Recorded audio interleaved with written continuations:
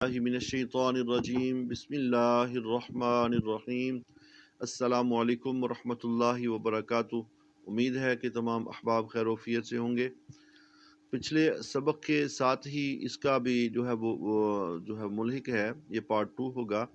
हरूफ मुक़त्तआत हमने कल भी पढ़े थे, आज भी उन्हीं का ही सबक है, तो उनसे पेवस्ता जो है वो आज हम पढ़ते हैं।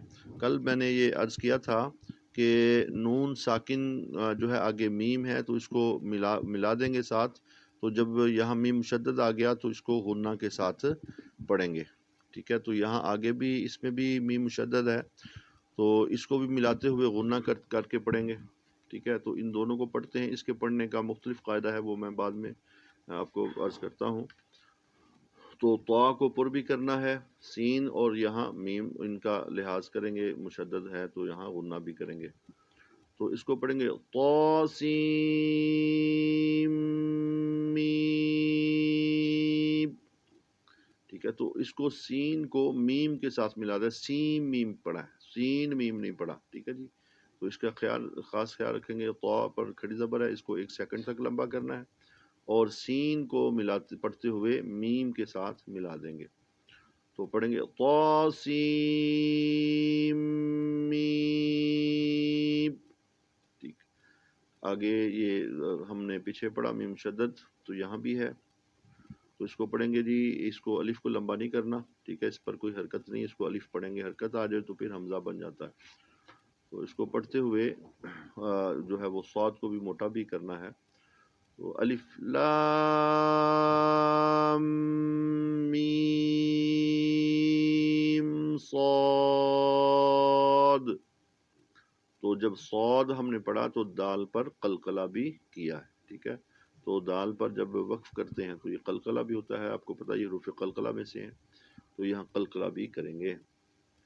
तो अलिफ लाम मीम सौद।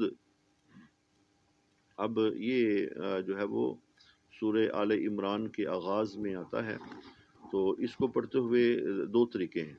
अगर तो हम मीम को इसमें जलालत के साथ मिलाएंगे तो और तरीका है, और अगर हम यहाँ वक्फ करेंगे और इसको अलहदा पढ़ेंगे तो उसका तरीका अलहदा है।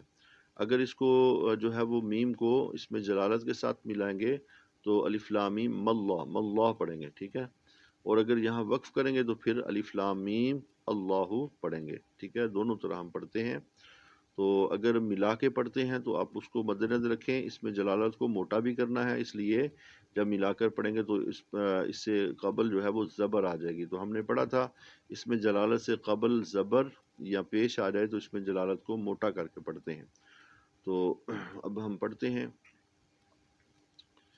अलिफ लाम मीम अल्लाहु, ठीक है। तो हमने मिलाकर पढ़ा, मल्लाहु पढ़ा, ठीक है जी। तो इसको फिर दोहरा लेते हैं, अलिफ लाम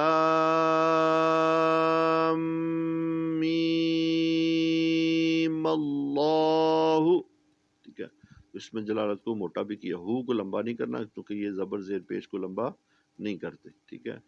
झटका भी नहीं लगाना और बहुत लंबा भी मद भी नहीं, खड़ी ज़बर भी नहीं बना देनी, मद्दा नहीं बनाना।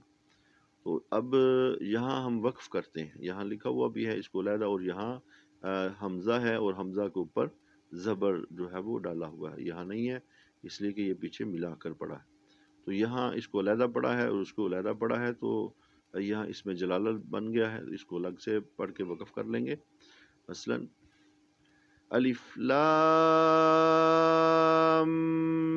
मीम, वक्फ कर लिया, इसको अलहदा पढ़ा, अल्लाहु, ठीक है, अल्लाहु। तो इसको अलहदा पढ़ा, इसको अलहदा, इसको दोनों तरह से तरीके से पढ़ा जा सकता है। अगर मिलाकर पढ़ेंगे तो अलिफ लाम मीम अल्लाहु, और अगर अलहदा अलहदा पढ़ेंगे तो पढ़ेंगे अलिफ लाम मीम, यहाँ वक्फ कर लिया और अल्लाह। तो ये दोनों तरीके से पढ़ा जा सकता है। तो यहाँ आप देखिए ये खड़ी ज़बर है और यहाँ भी खड़ी ज़बर है, इसको थोड़ा लंबा करेंगे 1 सेकंड तक और दूसरों को ज़्यादा लंबा करेंगे।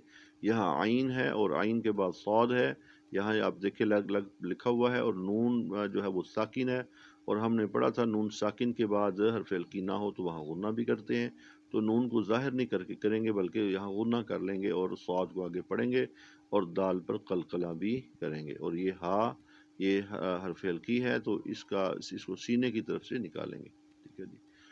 تو آپ جو ہے وہ توجہ سے اس کو سماعت کریں تاکہ صحیح سے پڑھا جا سکے۔ وہ پڑھیں گے کاف ہا یا عین صاد، ٹھیک ہے جی۔ عین نکالیں گے، عین حمزہ نہ بنے، عین نکلنا چاہیے وسط حلق سے۔ کاف ہا یا عین صاد، تو یہ جو ہے ان کے پڑھنے کا الگ سے یہ قاعدہ ہے، اور اس کو مد نظر رکھ کے ہم پڑھیں گے تو پھر انشاءاللہ صحیح طریقے سے ادا ہو سکتا ہے۔